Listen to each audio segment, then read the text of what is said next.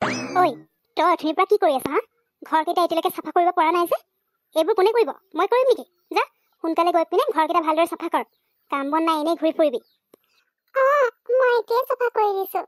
কাপোৰ ধুব আছিলে যে সেইখিনি ধুই আছিলো। এতিয়া ঘৰকেইটা চাফা কৰি দিওঁ। হেৰা, আজি চিনেমা চাবলৈ ওলাবা। মই টিকেট দুটা কাটিয়ে আহিছো। তুমি যদি নোযোৱা তেতিয়া বেলেগ কাৰোবাক লৈ যাব লাগিব লগত। পিছে হেৰি নহয়, তুমি যে এনেকুৱা মুখখন ফুলাই আছা, কি হ'ল? আকৌ ইহঁতকেইজনে কিবা কৰিলে নেকি? কোৱাচোন, ইমান খঙত আছা যে? খং নকৰে আৰু কি কৰিব লাগে? দিনৰ দিনটো গোটেই কাম কৰি কৰি মৰি থাকিব লাগিব। আৰু এই ছোৱালীকেইজনী কোনো কাম নাই, বহি বহি সিহঁতে আৰামত খাব লাগিব। মই ঘৰকেইটাহে চাফা কৰিব কৈছিলো, সেইকেইটা এতিয়ালৈকে চাফা কৰিব পৰা নাই। প্ৰত্যেকটো কাম কি মই কৰি থাকিম নেকি? মোক আপুনি ইয়াতে চাকৰ খাটি আহিবৰ কাৰণে আনিছিলে। মই চাকৰ খাটিবলৈ অহা নাই ইয়াত। আপুনি আজি ডিচাইড কৰি লওক, নাই মই ইয়াত থাকিম, নাই আপোনাৰ ছোৱালী ইয়াত থাকিব।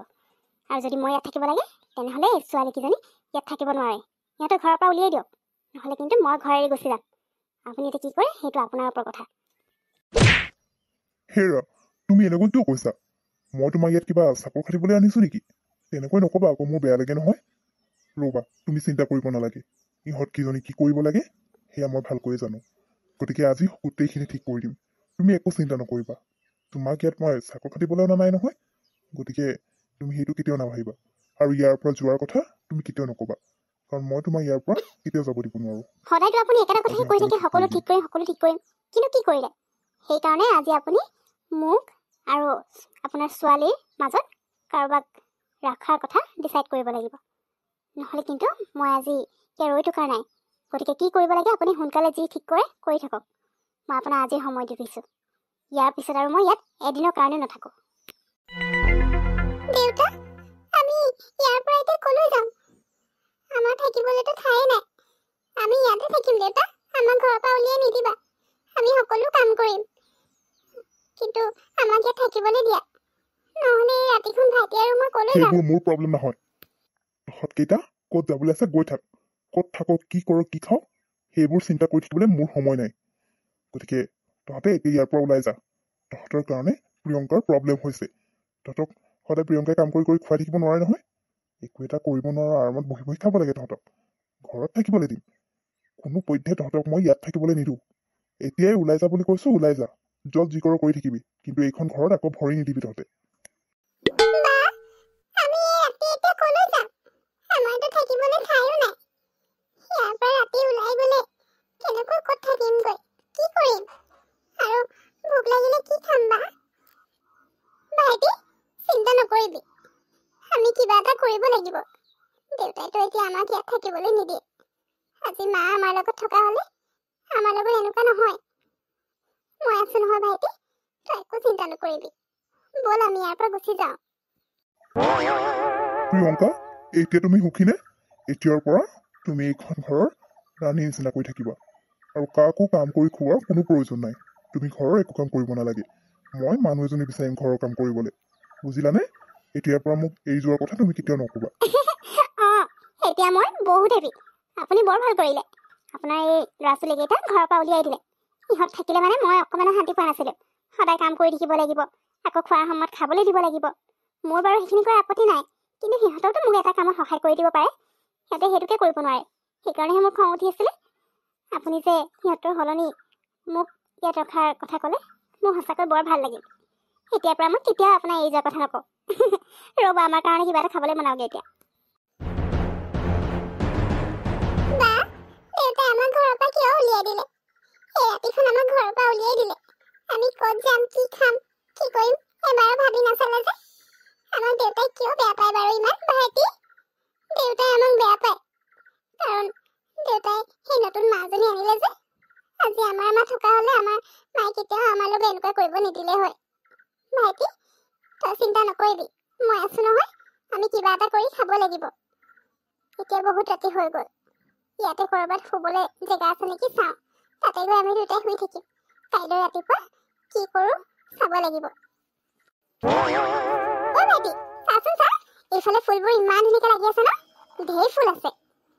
অ' ভাইটি, শুন আকৌ, আমি যে এই ফুলবোৰকে চোন বজাৰত নি বিকিব পাৰোঁ। এনেকুৱা ফুলবোৰ বিক্ৰী হয় নহয়, মানুহে পূজা চূজা কৰিবলৈ কিনে যে, আৰু কিছুমানে মালা বনাবলৈও কিনে। এটা কাম কৰোঁ ভাইটি, ইয়াৰ পৰা আমি ফুল অলপ ছিঙি লৈ বজাৰত বেচোগে বলচোন। যদি বেছি যায় বিক্ৰী হৈ যায় তেতিয়া ভালেই হ'ব। ইয়াৰ পৰা যিখিনি পইচা পাম সেইখিনিৰে সৰু মৰুকে আমি ঘৰ এটা বনাব লাগিব এই হাবিৰ মাজতে। তাৰপিছত আমি দুইটা তাতে থাকিব পাৰিম। এই ফুলবোৰ বজাৰত বিক্ৰী হ'ব জানো?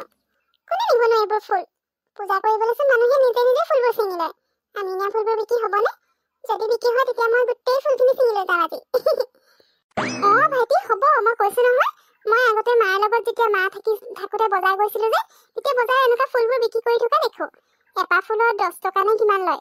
আমিও তেনেকৈয়ে বিকিম, লাগিলে অকণমান কমতে বিক্ৰী কৰিম।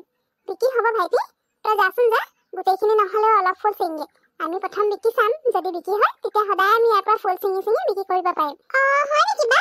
হ'ব তেতিয়াহ'লে তই এইফালে ছিঙ আৰু মই এইফালে ফুল ছিঙি দেই। ফুল লৈ লওক, ফুল তাজা তাজা ফুল, এপাহ ফুলৰ 10 টকা। ফুল লৈ লওক, ফুল লৈ লওক। ভণ্টি, ফুলবোৰচোন দেখিবলৈ বৰ ধুনীয়া ধুনীয়া, এতিয়া ছিঙি অনা নিচিনাই লাগিছে। এপাহ ফুলৰ 10 টকা বুলি কৈছা ন? এই ৰঙা ফুলখিনি আছে যে এইখিনি বৰ ভাল লাগিছে। কেইটা আছে চোৱাচোন, মোক গোটেইখিনি দি দিয়া। বাইদেউ, এইখিনি ফুল আমি এতিয়া ছিঙি আনিছো। ছিঙি আনি ইয়াত বিক্ৰী কৰিব লৈছো। ৰঙা ফুলখিনি 9 পাহ আছে, আপুনি 90 টকা দিয়ক। হয় নেকি? ঠিক আছে হ'ব দিয়া, মই তোমালোকক 100 টকাই দি দিছো। এই গোটেইখিনি ফুল মোক দি দিয়া, বৰ ধুনীয়া আকৌ ফুলখিনি।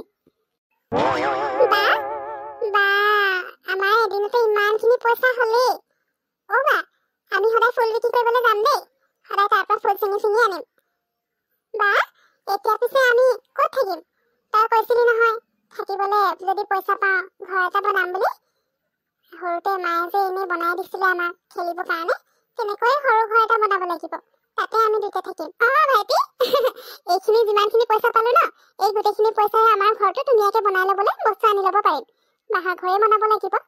বাঁহ আমি হাবিত পাম চাগে, হাবিৰ পৰা হাবিৰ বাঁহ কাটি আনিম আৰু তেনেকৈয়ে ঘৰ এটা বনাই ল'ম। ব'ল এতিয়া।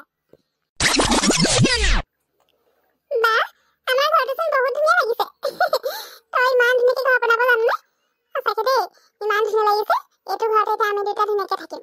আমি দেউতা তালৈ নগলেও হ'ব, ইয়াতে থাকিম আজিৰ পৰা আৰু নিজে কাম কৰি নিজে খাম ন। বা ঘৰটো বহুত ধুনীয়া লাগিছে মোৰ, ইয়াতে থাকিবলৈ ভাল লাগিব।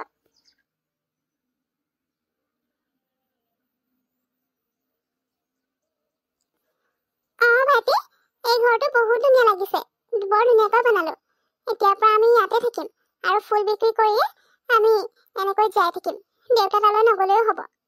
আজি মা থকা হ'লে আমি এনেকৈ থাকিবই নালাগে, কিন্তু মা আমাৰ লগত নাই কাৰণে আজি আমি ইমান কষ্ট কৰিব লগা হৈছে। ভাইটি, তই কিন্তু একো চিন্তা নকৰিবি, মই আছো নহয়, সকলো ঠিক হ'ব। ব'ল ভাইটি, এতিয়াই গোটেই ফুলখিনি সোনকালে বিক্ৰী কৰি থৈ আহোঁ। তাৰপিছত বিক্ৰী হ'লে অহাৰ সময়ত মাংস অলপো লৈ আহিম। দুইটাই আজি ভাত ভালকে খাম ন।